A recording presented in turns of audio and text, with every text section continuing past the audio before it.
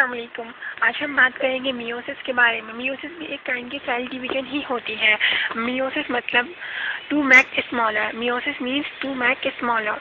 अब ये reduction division होती है। इसके अंदर क्या होता है कि जो क्रोमोसोम्स के नंबर होते हैं वो रिड्यूस होकर हाफ हो जाते हैं। अब फॉर एग्जाम्पल हमारे पास 46 क्रोमोसोम्स हैं। जब हमारा सेल डिवाइड करेगा तो क्या होगा, हमारे पास 23 क्रोमोसोम्स हो जाएंगे, मतलब रिडक्शन डिवीजन होगी। ये इसको डिस्कवर किसने किया था? ऑस्कर हर्टविग ने इसको डिस्कवर किया था। और ये सेक्स ऑर्गन्स के अंदर होती है, जर्म सेल्स के अंदर होती है, बॉडी सेल्स के अंदर नहीं होती। और गैमेट्स फॉर्मेशन करती है। क्रोमोसोम्स किससे मिलकर बने होते हैं? DNA plus protein. अब डिप्लॉइड 2n को बोलते हैं 46 क्रोमोसोम्स और हैप्लॉइड 23 क्रोमोसोम्स। इसके अंदर क्या होगा, जब सेल डिवीजन होगी डिप्लॉइड सेल्स जो होंगे वो डिवाइड होकर हैप्लॉइड सेल्स बनाएंगे। हम सेक्स ऑर्गन्स में गोनेट्स भी बोलते हैं। गोनेट्स जो सेल्स प्रोड्यूस करेंगे उसे हम गैमेट बोलेंगे, राइट। मेल्स के पास क्या होता है? टेस्टिस होती है और फीमेल के पास ओवेरी होती है। टेस्टिस क्या करती है? स्पर्म रिलीज करती है।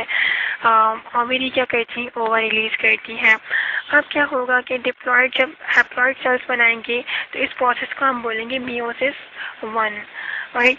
और जब हैप्लॉइड सेल्स दोबारा डिवाइड होकर अपनी ही जैसे आइडेंटिकल कॉपीज बनाएंगे तो हम इसे बोलेंगे मियोसिस 2, राइट।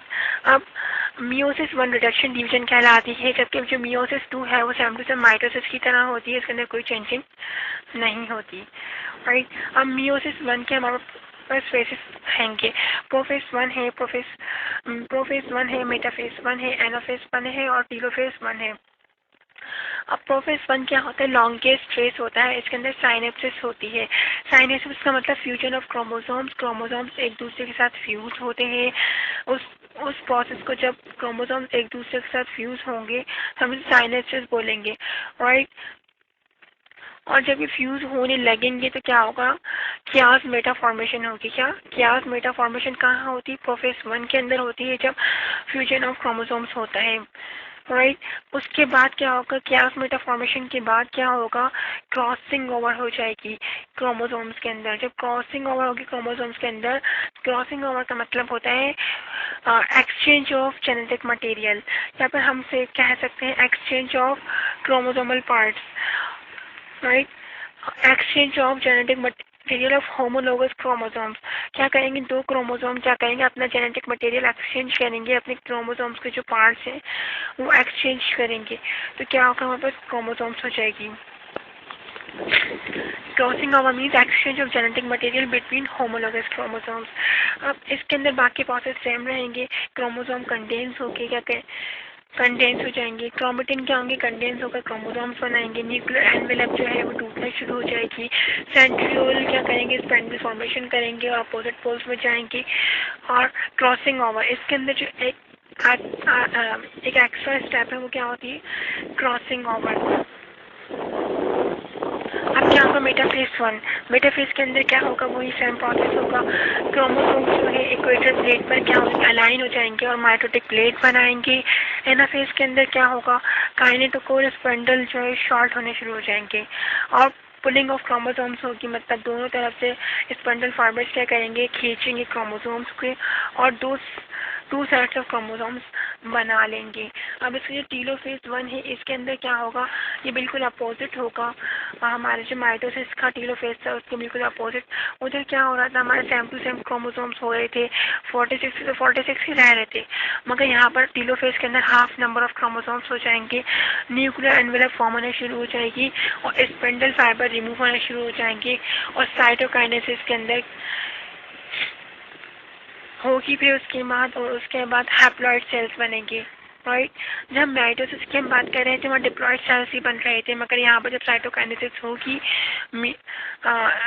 कैरियोकाइनेसिस के बाद इसके अंदर क्या होगा? हैप्लॉइड सेल्स बनेंगे।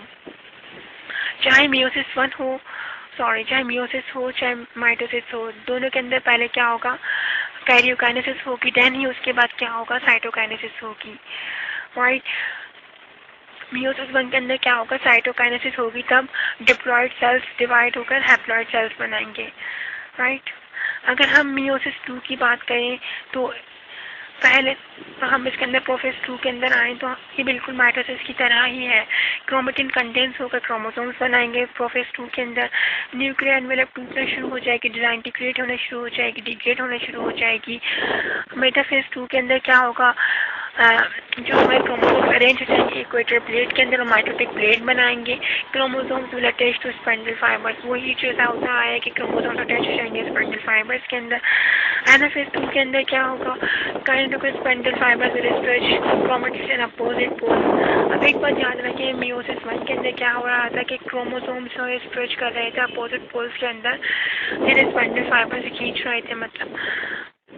अब यहाँ पर एनाफेज 2 के अंदर सेम माइटोसिस वाला प्रोसेस होगा, उधर क्रोमोसोम्स को पुल नहीं किया जाएगा एनाफेज 2 के अंदर। वहाँ किससे किया जाए, क्रोमेटिड्स को, मतलब जो क्रोमोसोम का सिंगल आर्म होता है, सिस्टर क्रोमेटिड होता है, उसको पुल करेंगे स्पाइंडल फाइबर्स और 2 सेपरेट ग्रुप्स बना लेंगे। सेपरेशन ऑफ क्या हो जाएगी, क्रोमेटिड्स हो जाएगी, क्रोमोसोम हम बोल सकते हैं। टेलोफेज 2 के अंदर वही होगा सेम प्रोसेस के न्यूक्लियर एनवेलप स्टार्ट फॉर्मिंग, मतलब न्यूक्लियर एनवेलप जो बनना शुरू हो जाएगी, न्यूक्लियर से डिवीजन कंप्लीट हो जाएगी, देन साइटोकाइनेसिस होगी, वही cleavage of row. I hope आपको माइटोसिस और मियोसिस के प्रोसेस समझ आ गए होंगे। अगर आपको मेरी वीडियो अच्छी लगी तो प्लीज़ मेरे चैनल सब्सक्राइब करें, कमेंट करें, लाइक करें और शेयर करना बिल्कुल ना भूलिए। अगर मेरे से कुछ मिस्टेक हुई हो तो प्लीज़ मुझे कमेंट करके प्लीज़ बताइएगा। Thank you so much for watching this video. Please visit my website onlineistani.blogspot.com। Thank you so much.